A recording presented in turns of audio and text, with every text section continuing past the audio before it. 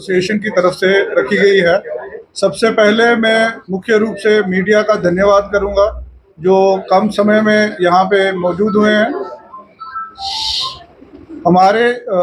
आज जो प्रेस वार्ता है, सबसे पहले मैं चीफ मिनिस्टर और अभी की सरकार, उमर अब्दुल्ला साहब की जो सरकार है, उनको धन्यवाद करूंगा और उनको मुबारकबाद दूंगा कि जो सेक्रेटरीट जम्मू में शुरुआत की गई है, जो एक मुहिम पहले भी चलाई जाती थी,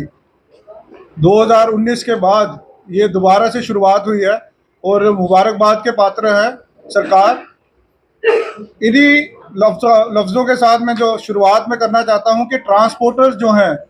2019 से बहुत सी जद्दोजहद में चल रहे हैं और हमारे कई सारे मुद्दे हैं जिन पर अभी तक सरकार और माननीय एलजी मनोज सिन्हा साहब से भी हमने बहुत सारी गुहार लगाई।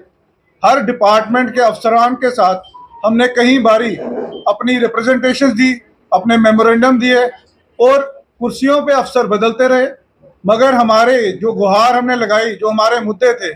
उन पे कहीं भी सरकार की तरफ से कोई भी हमें पहल नज़र नहीं आई। कई चीज़ें हमारे पे थोप दी गई, कई चीज़ें हमारे पे लागू कर दी गई और उन पे जब हमने कड़ी निंदा की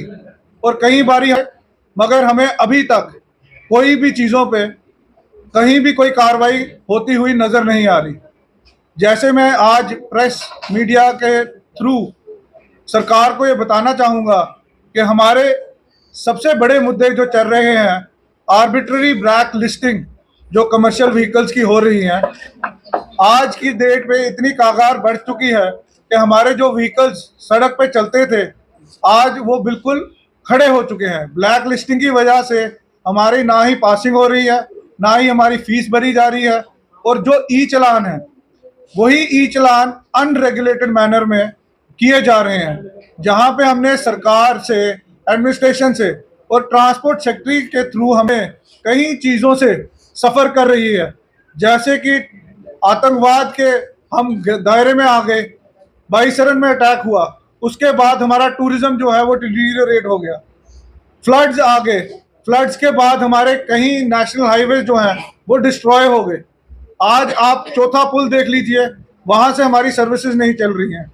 हमारे कई रूट्स बंद हो गए, लेकिन तब भी हम अपना योगदान देते हैं। मगर सरकार को जब हम बिल अपने रेज करते हैं, हमारे बिल्स को अभी तक पेंडिंग रखा जा रहा है, हमारी फाइल्स दफ्तरों के टेबल पे ही रखी जा रही हैं, उन पे आगे कार्रवाई नहीं की जा रही है और उन फाइल्स की जो हमारी अभी तक कहा जाता है कि वो अभी प्रोसेस में है, अभी प्रोसेस में है। डिपार्टमेंट से हमने कई बारी मेमोरेंडम्स भी दे दिए, रिप्रेजेंटेशन भी दे दी। मैं फिर कहूँगा कि हमारे ट्रांसपोर्ट कमिश्नर के साथ काफ़ी बारी डिस्कशंस हुए, जहाँ पे हमने ये कहा कि हमारी पेंडिंग पेमेंट्स जो हैं अगर वो नहीं दी जाएंगी तो हमें और कोई चारा नहीं रहेगा, हमें सड़क पे आना पड़ेगा। हमारे कश्मीर भाइयों की खेलो इंडिया की पेमेंट्स वो अभी तक नहीं हुई। जम्मू में हमारी पल्ली रैली, एम्स रैली और कटरा रैली की पेमेंट्स अभी तक पेंडिंग हैं, जिनको हमने कई बारी रिप्रेजेंटेशन के थ्रू, कई बारी हमने दोबारा सेक्रेटरीट में भी जाके ट्रांसपोर्ट सेक्रेटरी से भी मिलके हमने मेमोरेंडम दिए, लेकिन हर बारी हमें यही कहा जाता है कि बस कुछ ही दिनों में आपकी पेमेंट्स रिलीज हो जाएंगी।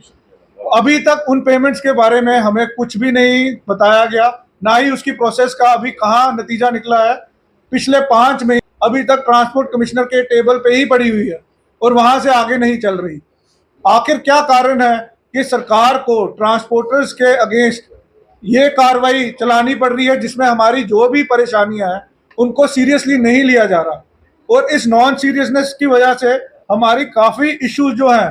वो ट्रांसपोर्ट के ऊपर एक बोझ बन चुके हैं, हमारे को फाइनेंशियल कंस्ट्रेंट्स बन चुके हैं। जब हम बैंक्स के पास जाते हैं, हम बैंक से लोन लेते हैं, हमारी कहीं किस्तें ड्यू हो जाती हैं, हमारे अकाउंट्स एनपी हो जाते हैं, हम जब वो सफ़र करते हैं तो हमारे पास कोई और चारा नहीं रहता, हम सरकार के पास आते हैं, हम गुहार लगाते हैं कि हमारे को मोरेटोरियम पीरियड दिया जाए, हमारे को कोई राहत दी जाए ताकि हम इस सिस्टम में अपने आप को सर्वाइव कर सकें। ट्रांसपोर्ट जो है वो ये जम्मू कश्मीर में टूरिज्म के साथ एक बैकबोन बन के चली।